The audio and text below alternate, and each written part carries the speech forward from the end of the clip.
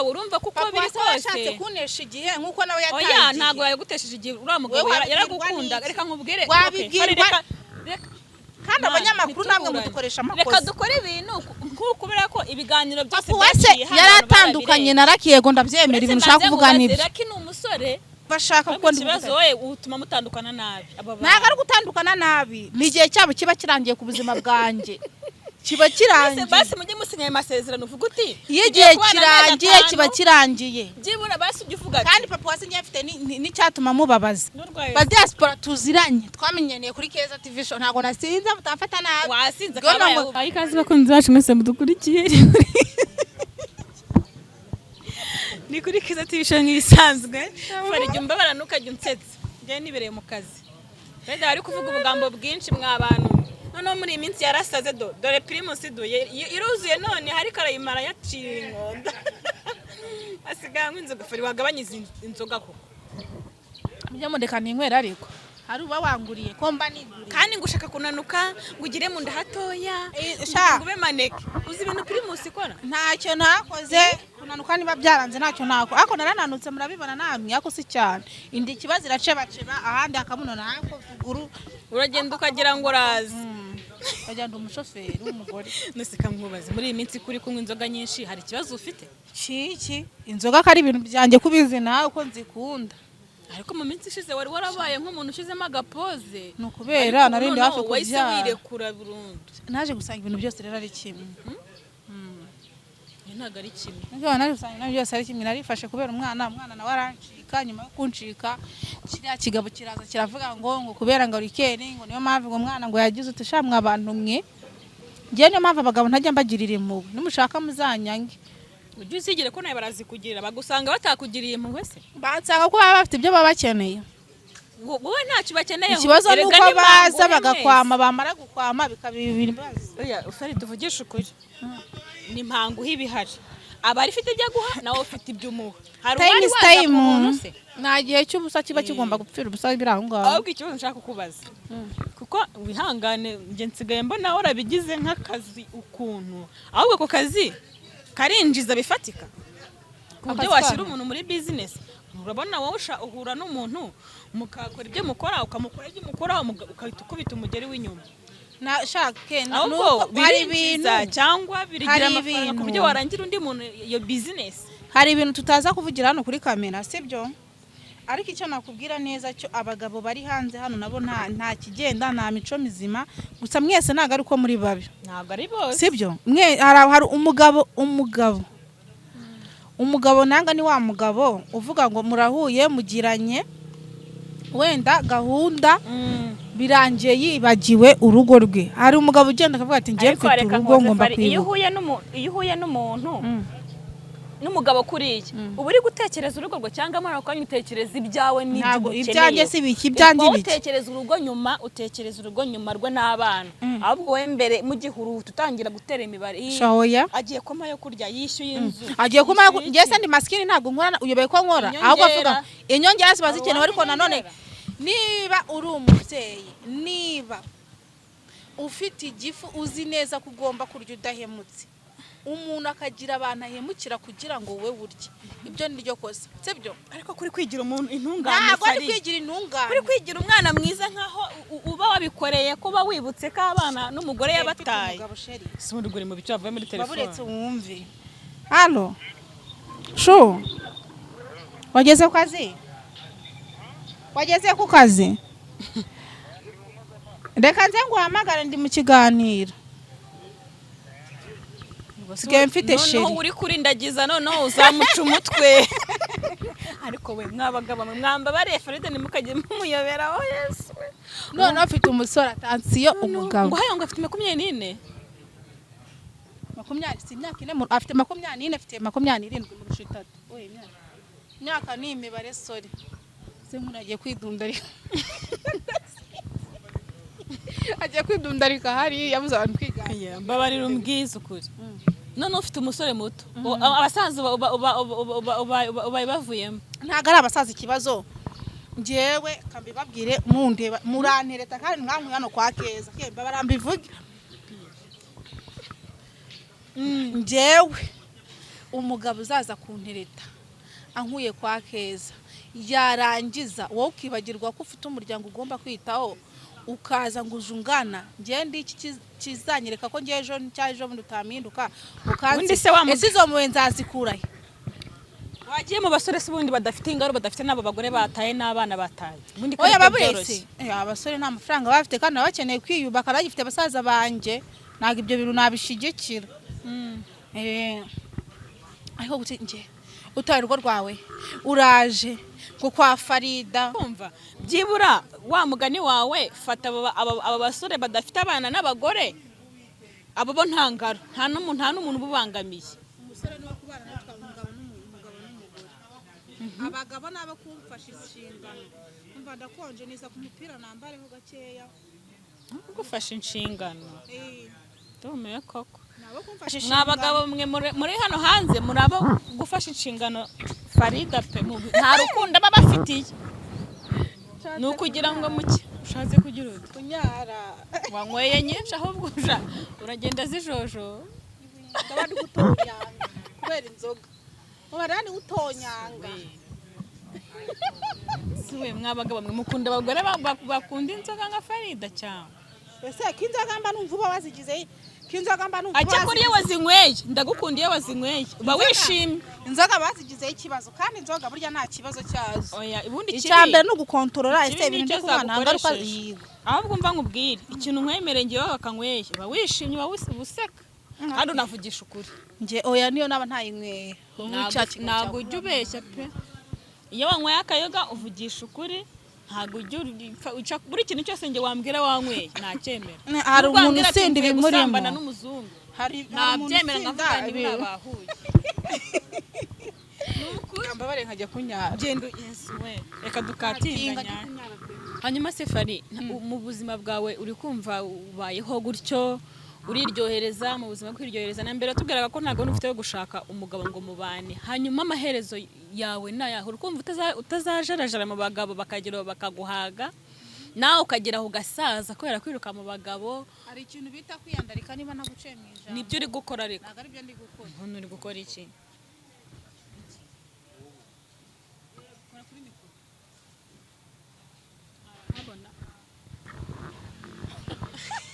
Rero babaye nk'itende hari ikintu bita kwiyandarika nibyo uri gukora. Njyewe hari ikintu bita ngo mbwira utari kwiyandarika. Umuntu wiyandarika ni umuntu uryamana n'abantu bose babonetse. Ya ibyo ngi biratandukanye biri n'umwihariko kubera ko wowe unzi ku bantu babiri wenda harimo ibintu by'inkundo no kubabazanya sibyo. Kandi burya umuntu nati igihe ku bintu by'amafuti akaza ntakene kugutesha igihe uzamutesha igihe we abone ko yibeshye. Sima muri gutana igihe mwese nawe muri kugitaburiye. Jewe ibintu bitamagarikira akazi bigatuma mbona nawe navuye mu kazi uzi umuntu ureka inshingano z'akareka akazi akareka ibintu byose kubera wowe.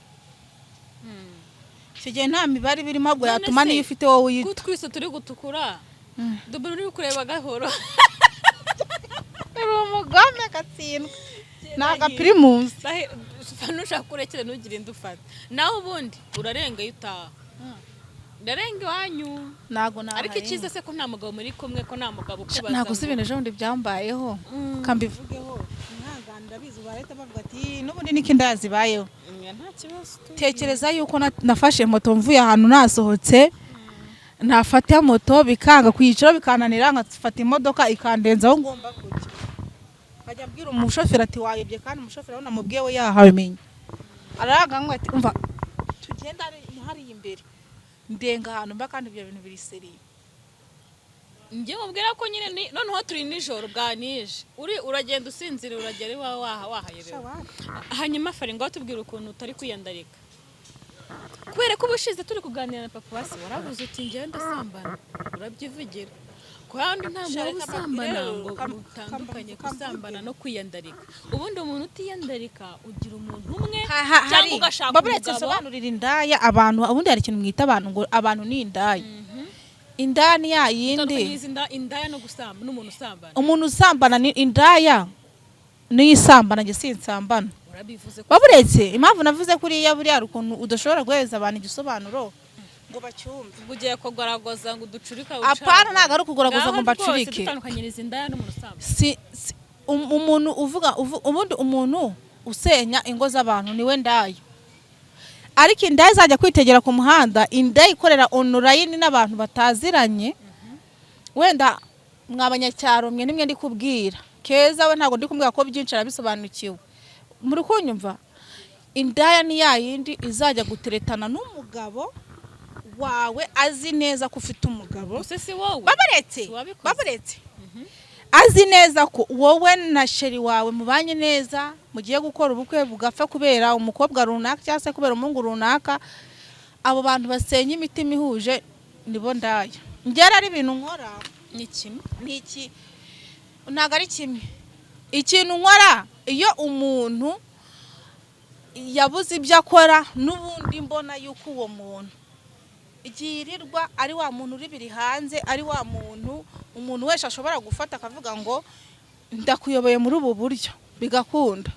Njye niba ngufasha uri umuntu w'umugabo nkakuvuga ngo ngushyize gutya mu biganza byanjye, wari umuntu w'umugabo ushobora kwicara ukavuga ngo nta mugore cyangwa se nta muntu n'umwe ushaka kunshyira mu biganza bye nganyobore. Ugata igihe cyawe njye nkabona ko ushaka kunesha n'icyanjye. Ahubwo icyo gihe nkwereka ko wowe wata igihe cyawe, ahubwo igihe cyawe nkakibyaza umusaruro njye sini igihe cyanjye. None se ubwo reka tubifatire hamwe n'ibya Papa Uwase tugereranyije kuri wowe. Urumva kuko biri kose washatse kunesha igihe nkuko nawe yatangiye. Oya ntago yagutesheje igihe. Uriya mugabo yaragukunda. Reka nkubwire. Kandi abanyamakuru namwe mudukoresha amakosa. Reka dukore ibintu kubera ko ibiganiro byose Papa Uwase yaratandukanye na Lucky. Yego ndabyemera ibintu ushaka kuvuga nibyo. Lucky ni umusore. Lucky nta mugore yari afite. Lucky nta mwana yari afite. Lucky yarateretaga. Okay. Tubyiworera ibya Lucky kwanza nubwo turi kuvuga. Papa Uwase yagukunze afite umugore. Yaragukundaga byanya byo kubera ko yarabitubwiye, yarabikweretse mu gihe mwari mugifitanye umubano. Wamenya hagati yanjye na twarazuka imbere kamera tugamije icya twavuga. Uretse mbanze nkubwire. Njyewe nzu uburyo twebwe nyine twe ibyo mutwereka. Uretse mbanze nkubwire. Ibyo mutwereka hano nibyo twemera. Papa Uwase niba yaraje kavuga ati ngiye Farida ndamukunda. Ari umugabo ntago umuntu yavuga ngo burarabeshya. Yataye noneho n'umuryango w'agaturugo. Twemeye kandi koko tukabona umugabo arabigaragaza, umugabo afite urukundo. Nawe urabyemera, murakundanye, murabanye, murasomanye, murishimye. Mwuka byaramwe mwakoze ibibaho n'ibitabaho ku bantu bakundana. Nyine nta kintu mwasigaje, mwatweretse byose ko bimeze. Natwe tukabereba tukarebera inyuma tukabona koko muri umwe. Murahuje icyo gihe. Nta kintu Papa Uwase baretse manze nkubwira ibyo ngiri kuvuga ngo Papa Uwase ngo yaragukinishije. Papa Uwase nta kintu ibyo uvuga ngo wamuhaye ntago yaryaga, ntiyamiraga, nta nubwo ubu mwatandukanye ntabyo yasigaranye. Urumva uhana abagabo bahombera. Reka nge nibutse abagabo hano muhombera. Uti ibyawe ukajya gusanga umukobwa cyangwa umugore aho kugira ngo uvuga uti nawe nzamukuraho wenda izo ntebe cyangwa izo televiziyo, ahubwo ugenda ubijyanye wagenda ukanabimusigira. Noneho ahubwo ahantu wamurushirije ubwenge. Papa Uwase wakurushije ubwenge. Papa Uwase yaje afite urukundo pe, ubona ko umugore we ni mwiza, afite umugore mwiza n'abana beza. Kubera abataye nuko yumvaga wenda agukeneye nyine avuga ati reka nanjye nshake nyine undi mugore. Ibyo ni ibintu bisanzwe ku bagabo. Ahubwo we yaje atazi wowe icyo utekereza mu mutwe. Ibyo byose uri kuvuga ntiyarazi ko ibyo bintu byose wabitekereza. Yasambanya Nyakajagari. Yagiye gusambana abikora mu kajagari. Ariko se Papa Uwase bwira ko se yagukoreye byatuma uvuga ngo vuga gutyo kuko nibigize udusura mu rugo ngo umenye ngo nta nibyo nzi ibyo bintu nuretse ko mwabitubwiye. Azete zanjye nawe ntazuze. Twemera ibyo mwatubwiye. Niba muduhisha mukatubeshya ntago twabimenye. Ariko nawe twadufitanye umubano mwiza. Urumva icyatumye ngewe mfata umwanzuro ni ikintu gikomeye kubera yuko ngewe nari mufiteho inyungu. Kandi nawe hari yanyisha kandi waranazisigaranye wowe. Ariko abagore akenshi abagore nimwe musigana nyinshi y'abakobwa. Kanongere mbisubire sibyo yazanye televiziyo urayikukanye, intebe urazikukanye. Gusambana nanjye cyase n'undi mukobwa fata kamikoro neza. Uziko mutagiye gusambana ngo umuhereze amafaranga ari ibyo kuvuga ngo mwishimiranye. Kwishimirana no guhana amafaranga hari ukugura ahubwo bitandukanye. Hari ukugura jewe ntago ngurwa, ariko igihe cyanjye kirishyurwa. ikindi cya kabiri, niba ugiye gufata igihe cy'umuntu unakariza igihe nkande wowe, niba unkunze ngwino nguhereza ibyishimo wumva ushaka, nawe umuhereza ibyo numva ashaka, kuko ikibazo wowe utuma mutandukana nabi. ntabwo ari gutandukana nabi, ni igihe cyabo kiba kirangiye ku buzima bwanjye, kiba kirangiye. Basi mujye musinyaye amasezerano uvuga uti iyo igihe kirangiye kiba kirangiye, byibura basi ujye uvuga kandi papa wasinye afite n'icyatuma mubabaza. Njye ndindira zambabaze sigara ndi mu marandi gupfuna n'agahinda k'umwana napfushije, nawe azambabaza. waramutanze, nanjye ngomba kumubabaza, urumva, ku buryo ubutanasubira no mu rugo rwe, atazibeshya ngo yongere ngagiye kwirirwa mu mafuti yo kwirirwa yirukanka mu bagore yibagirwa abana be. Gusa njye ntabwo ndi kurera umwana se bari kumwe, agiye mumbabarira. Twe tuba dukora ibintu tuzi nk'abantu bakuru. umugize injiji. Umuntu mukuru uramugabura mu ruta kinywere kanyenyeri, uriya mugabo koko ungana kuriya uti nk'abantu bakuru umugize injiji. Mbese dore nicyo kintu mvuga, njyewe ntabwo ari kumugira injiji umugize nk'aho yakoze ibyo atazi nyine. None se we yazanye akajagari n'ubuturage n'ibiki byose, kunkunda nta kosa yakoze, ariko nanone kuvuga ngo agiye kuza imbere ya Fani azanesha igihe nta nyungu, ngomba kumubyaza umusaruro ukamutanga. namara kumubyaza umusaruro mu gihe mbona nkeneye, nkahita mubwira ngo mva indoke. Mu magambo make ubundi ni umukuzi original.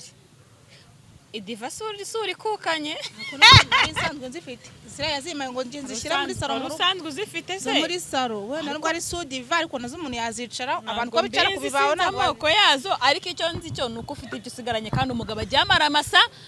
Umva nani Yesu ajyanye imyenda, ahambira imyenda uko yazanye, ariko yisohora ukaba uri kumwima n'iki na televiziyo sha akavuga ngo urumva ngo Fani ngo sinkeneye kongera kumubona, ngo Farida ngo gutya na gutya.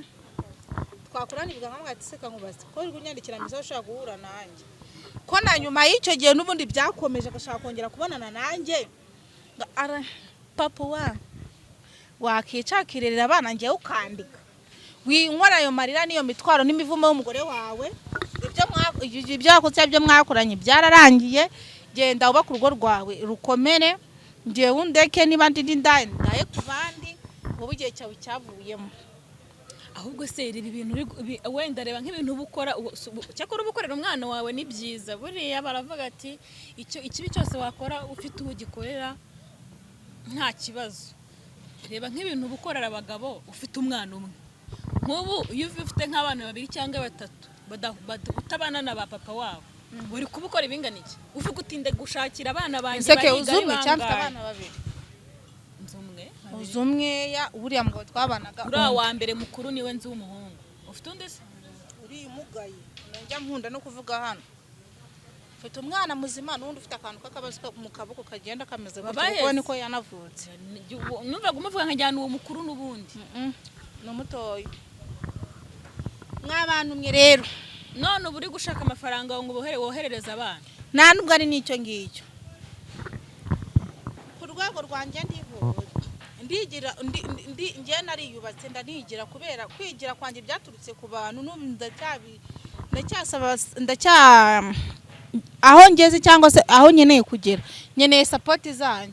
Rero niba support ari iz'abagabo mukeneye kuryamana nanjye cyangwa se mukeneye gukundana nanjye, bajye baza nyine bafite nabyo ibiguzi. none niba udafite ibishoro utaye umugore wawe uri kujya kwa Fani cyangwa se kwa nande ubujyayo. Nta by'ubuntu ariko wamugana ibyo. Nta gihe cy'ubusa kibaho, nufata igihe cyawe ukagipfusha ubusa uzasigara ukicuza mu mutwe wawe. Mwebwe mwirwa muvuga ngo Fani Farida gutya na gutya, ngo uri indaya, ngo uri umurozi, ngo uzanduza akayuzi. Duhurira bwo muri abo bapfumu cyangwa se tugahurira muri tujye fata ikinini. Nababwira iki? Ujye fata ikinini ngo igosha kumva, kubera ko babona nyine utari hamwe ujagaraye, baravuga ati uyu muntu azakira nandura. Ariko amahirwe ni uko wikingira ukabyara ujye ukomeza. Umva umuntu wese ashaka ba diaspora tuziranye twamenyaniye kuri Keza TV show, ntago nasinze mutafata nabi. Wasinze kabaye ahubwo hari umusazi bajyanye umusazi Ndera. Umuntu ajyanye umusazi Ndera atinzanye umusazi yasase.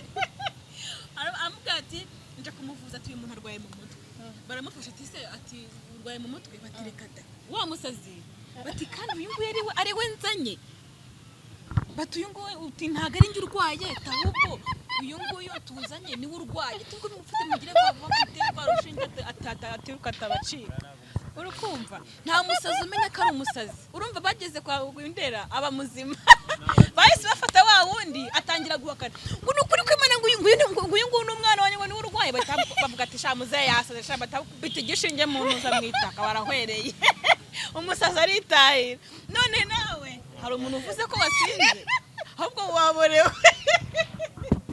uti ntago nasinze nimugira ngo nasinze hari umuntu ubivuze ko nasinze nta muntu bivuze kubera ko njye mfite abashyitsi banjye ahubwo uri kubyiyumvamo ako nyine ndagakondi kumva bashitsi banjye bambije ngo ninkagenza ngo kuri kamera ngo ufite ibirahure ngo bituma ngo niyo ndi muzima ngo babona nasinze kuno no waje ufite mubimba basi wagiye nk'utuyoga tw'abasirimu nk'uduhenikeni aha ngaha twasohokeye ni twa musteri aha ngaha turi kubarizanya ibibazo ni hano si zihari kubaza yari sereka nkubaze ibihangano basunywe kuri kamera udusirimu ibyo bintu rero bitagira imibare ngende ibyo banashaka yabiye mubimba ariko ufashe umuntu agaye n'igari cyaka musteri byose si burarirwa wasanga ngiye kindi cyamitsutse bafite ari kinakomenya hari ucipa bafite mu ntoki umusumba uriya mwana w'iwacu mitsutsu rero buriya iki uriya mwana mitsutsu ndasinze ngo ni micucu